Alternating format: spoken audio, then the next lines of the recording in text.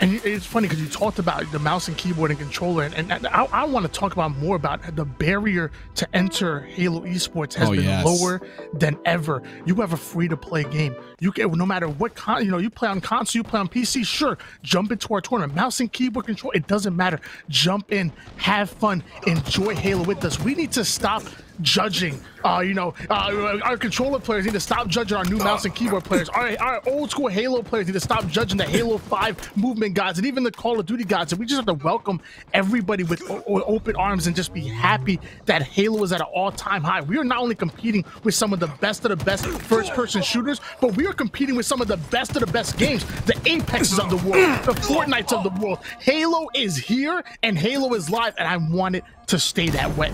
Oh, it will. It will. I agree with you. I thought the drop-off was going to happen from last week, but it didn't. We are in the game right now. Winners bracket, round number 4, and we're starting with Bizarre CTF on your screen. We've got Lethal, and they've got a little bit of control of the map.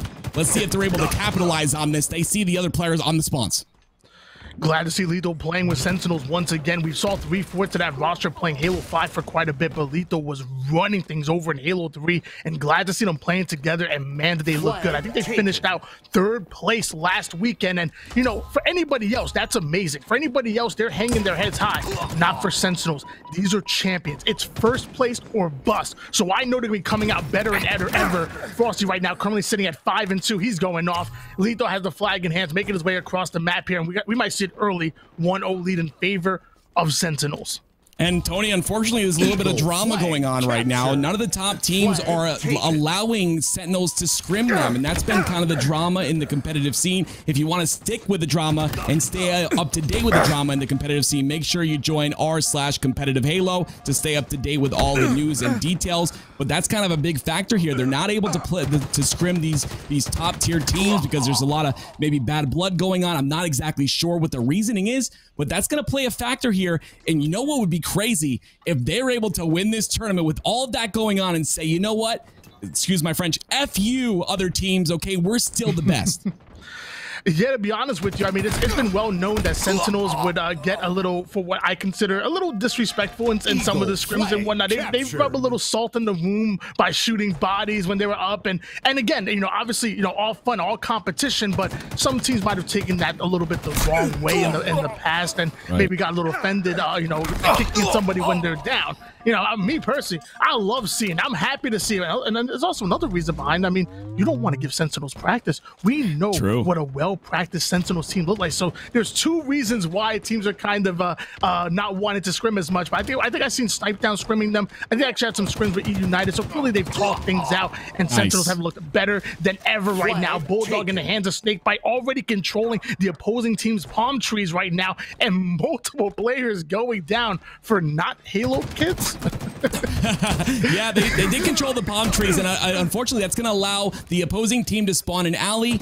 Are they going to be able to make it through? I'm not sure, but the kills come through from Snakebite. He gets another assist there. Rockets are up, and I believe Sentinels does have control of that as well. And the pressure is just overwhelming right now. They've got that Snakebite grip going on in this palm trees base, and the 3rd flag is coming through. They're going to return this one with ease.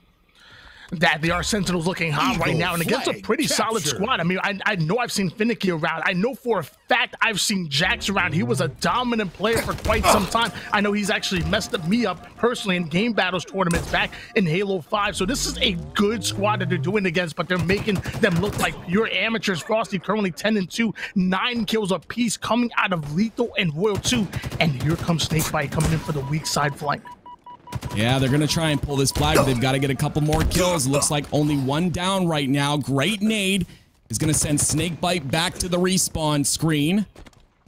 And a 3-0 lead so far. Looks like Overshield as well in the hands of Sentinels, which is going to provide them even more potential here to pull this next flag. Lethal already making it to opposing team's base, but he already loses about half of that overshield. He's looking for that play. He's sniffing somebody around. Finally gets the kill on one player, but he's still feeling the pressure coming out from Big Door. There he goes. Finally finds that player over toward the palm trees. Gets a couple of shots, but his overshield is gone at the moment. He's at the challenge of half shields. Goes in for the challenge, but still ends up pulling off the perfect reversal. Lethal is on fire. Perfy Reversey. Of course, that thruster playing such a ginormous part in this game, Tony.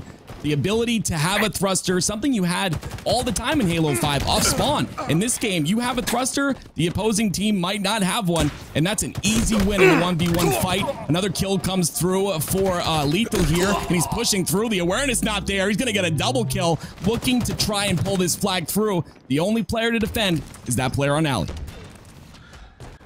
And we are back on board with Lethal, looking for the overextenders while Snakebite having that flag already over here. We are about to have a 4-0 lead in favor of Sentinel, and this is looking like a rout and going in for the challenge right after capping that flag. So not only Snakebite running the objective, but his shot is absolutely on point. Meanwhile, Overshield should be coming up very soon here. Yeah, they've done a really good job of controlling that. Another reversal, perfect. My goodness, Snakebite with the great shots there. It looks like 4-0 is the score.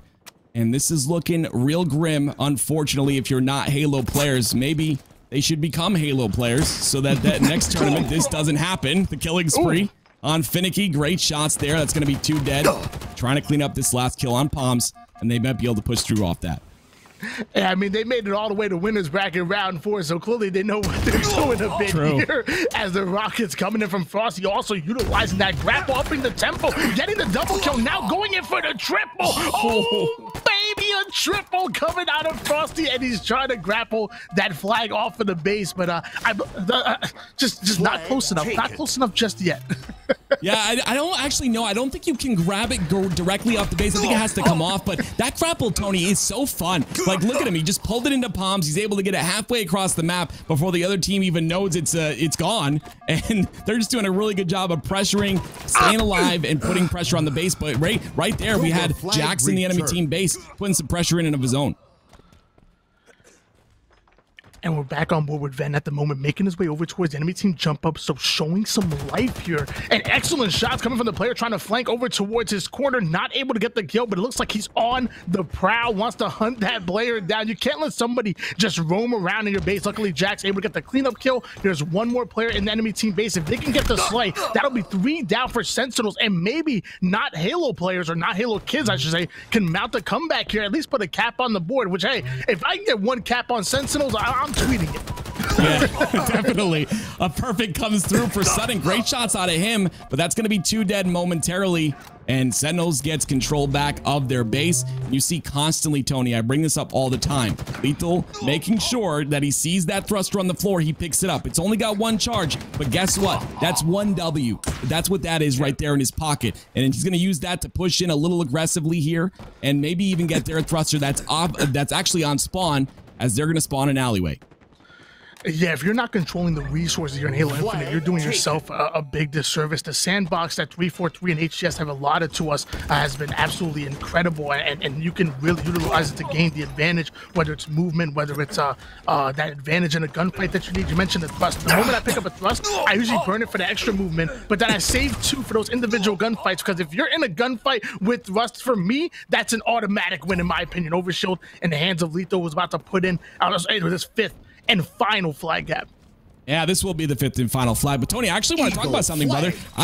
They have a feature on this game like they did in Halo 5. I was actually watching your gameplay the other day on stream. I was taking a little food break and I was watching you, and you were popping off. It was on Behemoth. But yeah, it's just another feature for players that are, you said it's all inclusive, right? Everyone can come and compete. You said it yourself. This is another feature for players to get better.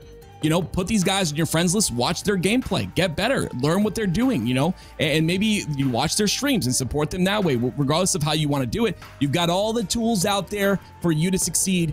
Anyone can do it. Yeah, I agree with you 100%. I mean, I'm an avid Twitch watcher myself. I'm always watching the pro gameplay, and not only on top of that, I'll add a little bit of icing on the cake. Watch your own gameplay. It may feel a little bit cringe at first, but man, doing film review and finding out what you're doing well, what some of the opportunities that you can capitalize on is huge for your development as a player. So I would definitely say not only watching players that are better than you, but also doing film review on yourself, even getting a 3rd person in there. I know Coach Callis always offering to do film reviews with players and making players better day by day. If you can understand what the meta that's being played right now, and obviously being a meta defining player is great, but if you can understand understand the meta and take advantage of it, you can become a much better player. So I would say watching players that are better than you, and then on top of that, also watching your own gameplay can be huge for your development as a player. All the pieces of the pie to success. Callus, a shout out to him. Getting onto G2 Esports, doing a really, he deserves it, right? He absolutely deserves it. That guy's got the brain. If you want a Halo brain, you got to talk to Callus. That guy has the brain right there. This is so sick. Wait, can we rewind this real quick? That was such a disgusting triple right there. You know how hard it is to get the triple with a mangler, dude? Like, I have such a hard time. He grapples in, gets the rocket on one, turns, gets the double, and then the triple for the perfect with a mangler. Oh my word, such sick plays out of these guys. Yeah, to be honest with you, coming from the Halo 5 world, you know, the Mangler is probably one of the closest weapons that we have to that H5 pistol. Just being like a single fire weapon, hitting your shots will be deadly. You have that one-shot melee capability with it. Like, I'm not gonna lie, I love the Mangler, and when you get, and that's what we kind of talked about before. You mentioned it, Active.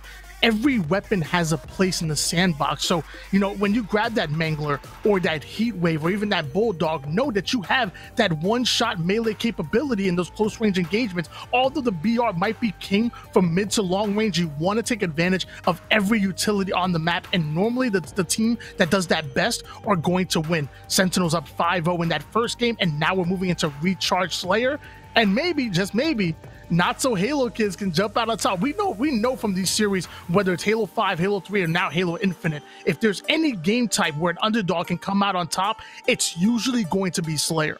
Yeah, and Tony, they want to remove him. All the pro community wants to remove the Slayer. I'm like, no, like, give these guys a chance. Like, let's have some, let's have a little bit of a show here. I want to see some game 3s today. Like, don't take away my Slayer. But Recharge, I love Recharge. Honestly, it's one of my favorite maps. You know what? I played the Flight. And I did play a lot of hours on there. It was an incredible time, just, you know, streaming it both weekends. But something I realized is, like, in the beginning on these maps, I didn't really enjoy them too much. And I played in February, and even in February, I didn't really enjoy these maps too much, like Live Fire, Recharge. But now, after playing them a little bit, after seeing the pros play them, I love every map that is in this game right now, and that is cool to say. What's your favorite map, Tony? My favorite map is Streets, is where I was born and raised. I'm all day on Streets. Let me tell you, I don't care if it's Slayer, Oddball, Strongholds, give me VIP, Juggernaut, I do not care. See me on Streets, I will put you down. We gotta play together, Tony. We gotta find some time, man. I know we're both busy, but oh gosh, Streets, that's another one. I talked about it earlier on the stream. IGN, Tony, it wasn't very good gameplay, right? Unfortunately, I'm sorry to the IGN guy, but, like, you know, after actually playing it myself, then I was like, okay, this is really fun. Like, I love the soccer rifle in the sandbox, and you can tell 343 did a lot of work to place all these weapons in individual places to be a power in that position, right? They place these weapons like almost perfectly.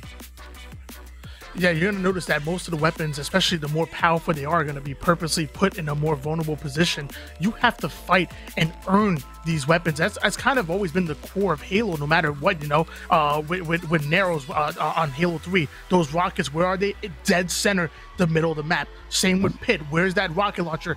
Dead center, the middle of the map. When we move over to Streets or even a map like Recharge, if you want to take advantage of that camouflage, where is it?